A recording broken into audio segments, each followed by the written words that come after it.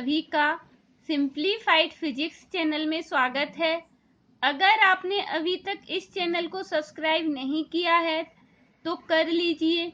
आगे आपके कोर्स से रिलेटेड जो भी वीडियो अपलोड करेंगे तो उसकी जानकारी आपको तुरंत मिल जाएगी। जिस वीडियो में जितना पढ़ाएंगे उसके नोट्स डिस्क्रिप्शन में दी गई पीडीएफ लिंक पर मिल जाएगी, वहां से आप नोट्स डाउनलोड कर सकते हैं। आज हम आपको पढ़ाएंगे विद्युत धारा भाग 9।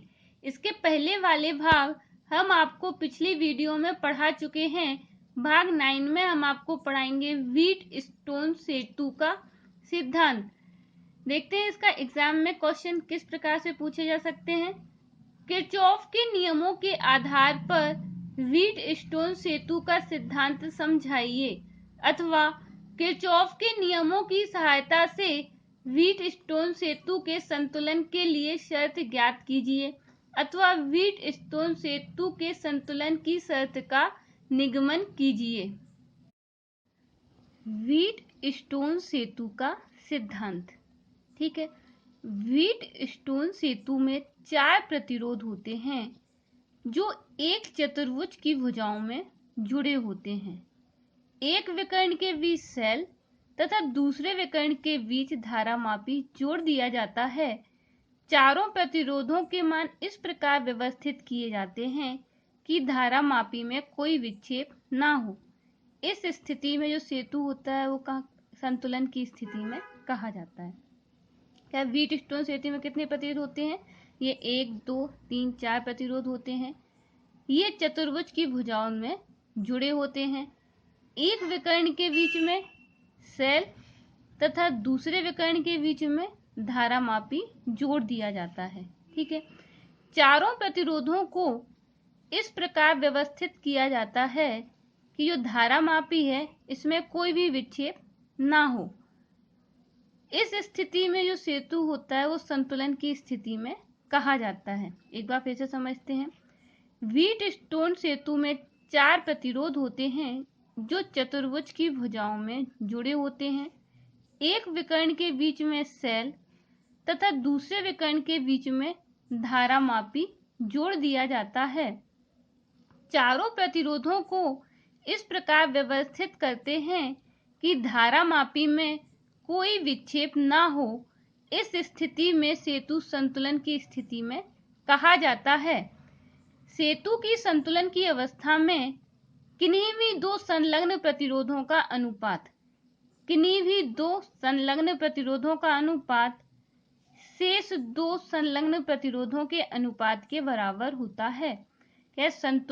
सेतु की संतुलन की अवस्था में किन्हीं भी दो संलग्न प्रतिरोधों का अनुपात शेष दो संलग्न प्रतिरोधों के अनुपात के बराबर होता है। अब देखते हैं, देखो डायग्राम से समझते हैं। अब P, Q, R, S 4 प्रतिरोध हैं। क्या है? P, Q, R और S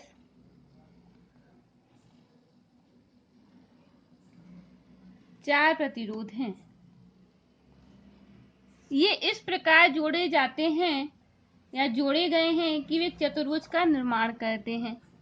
ये इस प्रकार जोड़े गए हैं कि एक चतुर्भुज का निर्माण करते हैं। इस चतुर्भुज में विकर्ण AC के बीच सेल E तथा कुंजी K1 लगाते हैं। इस चतुर्भुज में जो विकर्ण AC है, AC के बीच क्या लगाते हैं? सेल E तथा कुंजी K1 को लगाते हैं, तथा विकर्ण VD के बीच धारामापी तथा कुंजी K2 को जोड़ देते हैं। धारामापी तथा कुंजी K2 को जोड़ देते हैं। ठीक है, ये समझ में आया अपने पास। 4 प्रतिरोध हैं P, Q, R, S। ये इस प्रकार जोड़े गए हैं कि एक चतुर्भुज का निर्माण करते हैं। विकर्ण AC के बीच, सेल E तथा कुंजी K1 तथा विकर्ण VD के बीच धारा मापी G तथा कुंजी K2 को जोड़ देते हैं। ठीक है, अब क्या करेंगे, जो सेल की कुंजी है K1 को दबाएंगे तो परिपथ क्या हो जाएगा, पूरा हो जाएगा, जिससे परिपथ में धारा प्रवाहित होने लगेगी। ठीक है, तथा P और Q के मानों को, यहाँ परिपथ में धारा प्रवाहित हुई, यहाँ ऐसी गई, ये ऐसी गई, तो P और Q के मानों को इस प्रकार व्यवस्थित करते हैं कि धारा मापी कुंजी K2 को दबाने पर, धारा मापी की कुंजी जो K2 इसको दबाने पर धारा मापी में कोई भी विक्षेप ना हो। तो इस स्थिति में सेतु क्या होगा, संतुलन की स्थिति में होगा। क्या बोल रहे हैं देख लेते हैं। ठीक है, सबसे पहले क्या बोल रहे हैं, सेल E या सेल कुंजी K1, सेल कुंजी K1 को दबाने पर परिपथ में धारा प्रवाहित होने लगती है।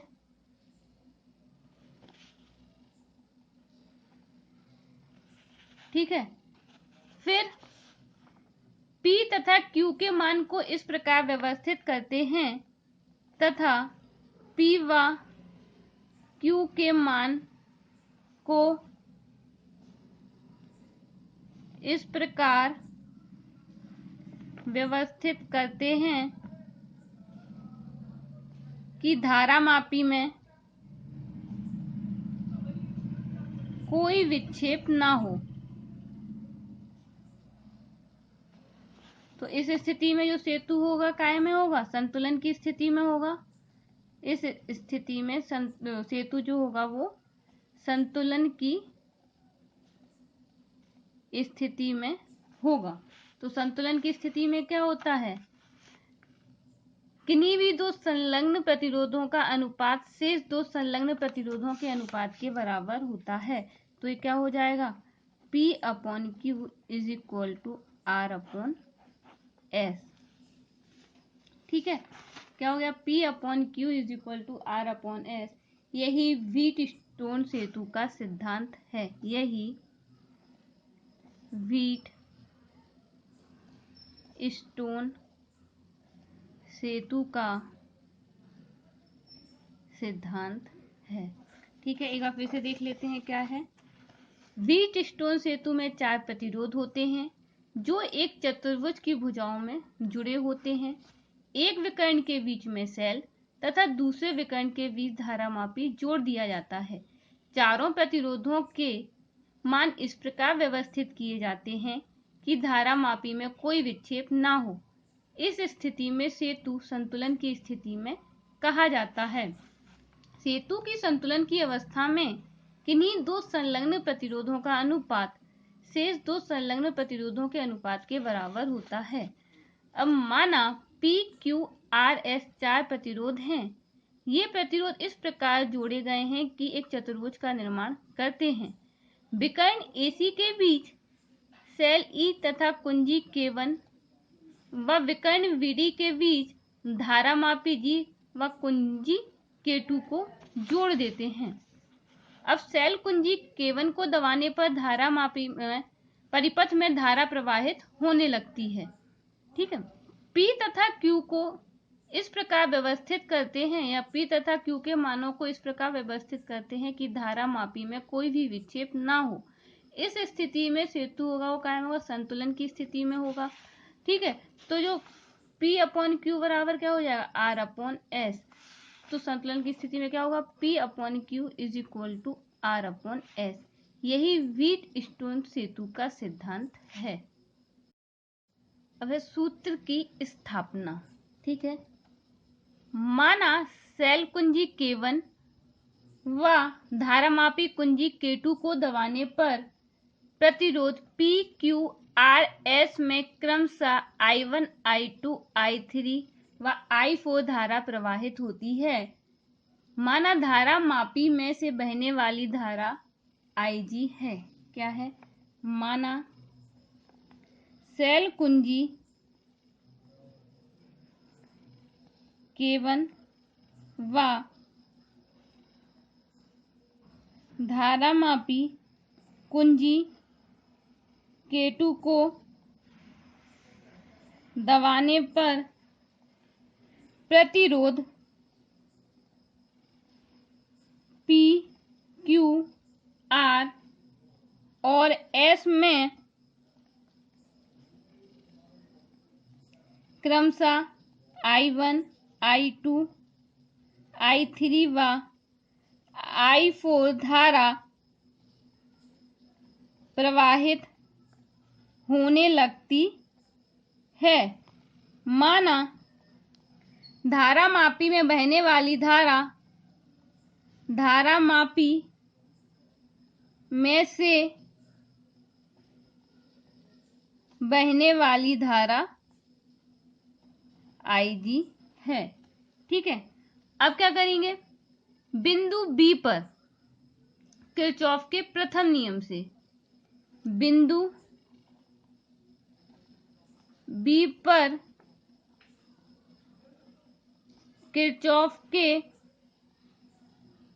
प्रथम नियम से क्या होता है? किसी संधि पर आने वाली धाराएं का योग संधि से बाहर जाने वाली धाराओं के योग के बराबर होता है। ठीक है, तो क्या हो जाएगा? यहाँ पे I1 पॉजिटिव, ये संधि की ओर जा रहा है, IG और जो I2 है वो संधि से दूर जा रहा है, बाहर की ओर जा रहा है। ठीक है, तो ये क्या आ जाएगा? नेगेटिव में आ जाएगा, -IG -I2 is equal to 0। तो I1 बराबर क्या हो जाएगा? IG plus I2। संतुलन की स्थिति में क्या होता है? IG बराबर 0। ठीक है, कोई भी धारा प्रभावित नहीं होती है, तो यहाँ से क्या हो जाएगा? I1 बराबर I2, समीकरण नंबर 1। अब इसी प्रकार बिंदु D पर, ठीक है, किरचॉफ के प्रथम नियम से, बिंदु D पर किरचॉफ के प्रथम नियम से लगाएंगे। बिंदु D पर किरचॉफ के प्रथम नियम से। ठीक है, तो यहाँ पे क्या हो रहा है? ये I3 धारा यहाँ आ रही है, IG धारा यहाँ आ रही है, संधि की ओर आ रही है, और संधि से दूर कौन सी धारा आ रही है? I4। तो इसको कैसे लिख देंगे? I3 plus IG minus I4 is equal to 0। तो इसको कैसे लिख देंगे? I3 plus IG is equal to I4। तो संतुलन की स्थिति में क्या होता है? क्योंकि IG बराबर 0, तो यहाँ पे क्या आ जाएगा? I3 बराबर I4, इक्वेशन नंबर 2। ठीक है, अब अपने पास यहाँ पे क्या है? द्वितीय नियम लगाएंगे। दो बंद पास हैं, ABDA, और दूसरा कौन सा है अपने पास? BCDB। ठीक है, तो सबसे पहले क्या करेंगे? किरचॉफ के द्वितीय नियम से बंद पास ABDA में किरचॉफ के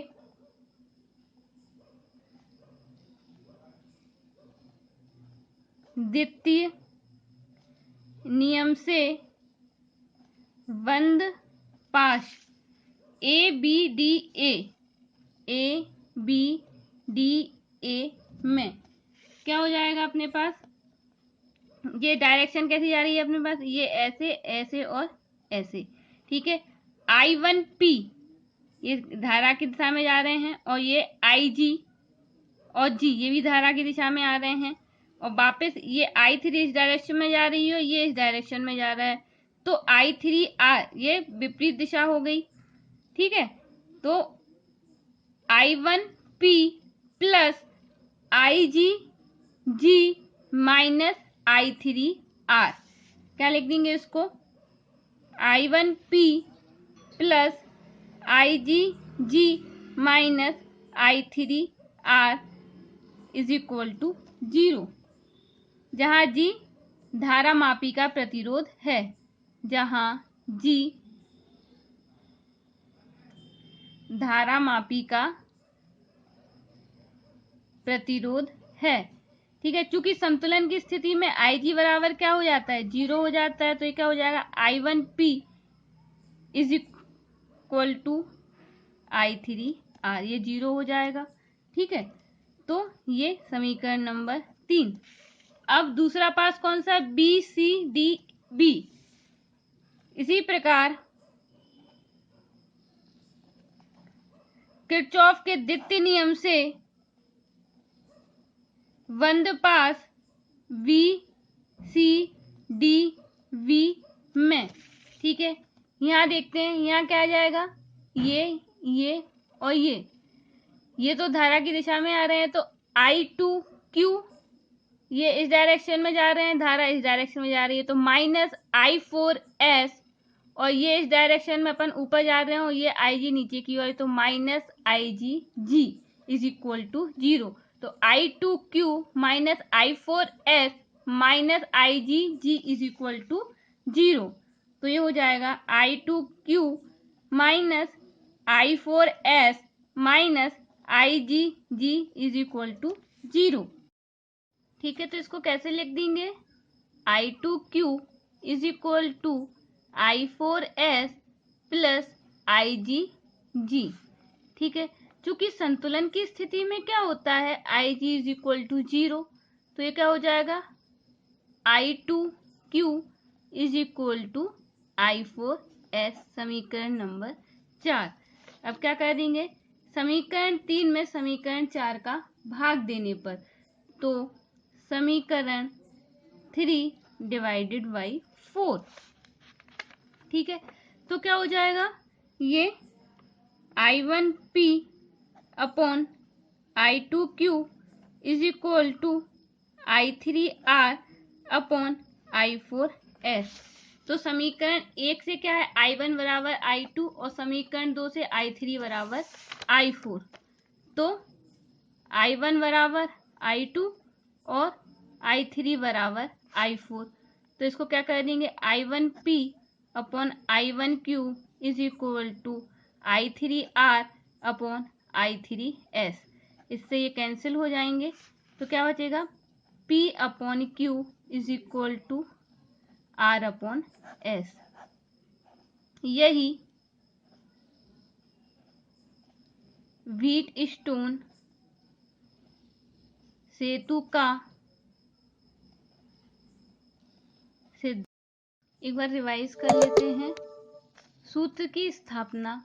माना सेल कुंजी K1 व धारा मापी कुंजी K2 को दबाने पर प्रतिरोध PQRS में क्रमशः I1, I2, I3 व I4 धारा प्रवाहित होने लगती है। माना धारा मापी में से बहने वाली धारा IG है, तब बिंदु B पर किरचॉफ के प्रथम नियम से, तो क्या हो जाएगा, I1 minus IG minus I2 is equal to 0। तो I1 is equal to IG plus I2। संतुलन की स्थिति में IG बराबर 0 होता है, तो I1 बराबर I2। बिंदु D पर किरचॉफ के प्रथम नियम से, तो I3 plus IG minus I4 is equal to 0। I3 plus IG minus I4 is equal to 0। तो I3 plus IG is equal to I4। तो संतुलन की स्थिति में IG इज इक्वल टू 0, तो I3 is equal to I4। अब Kirchhoff के द्वितीय नियम से बंद पाथ ABDA में, तो क्या हो जाएगा, I1P plus IgG minus I3R is equal to 0।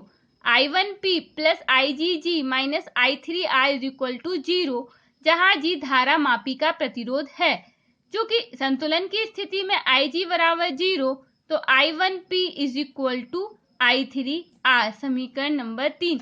इसी प्रकार किरचॉफ के द्वितीय नियम से बंद पास BCDB में, तो ये क्या हो जाएगा, I2Q minus I4S minus IgG is equal to 0।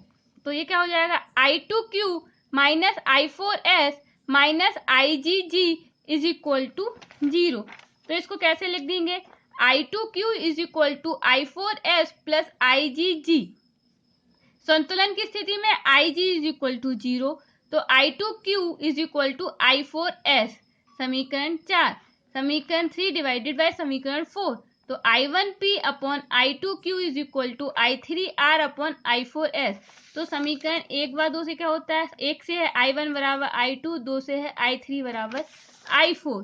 ठीक है, तो समीकरण 1 व 2 से I1 बराबर I2, I3 बराबर I4, तो क्या हो जाएगा, ये P upon Q is equal to R upon S। यही व्हीटस्टोन सेतु का सिद्धांत है।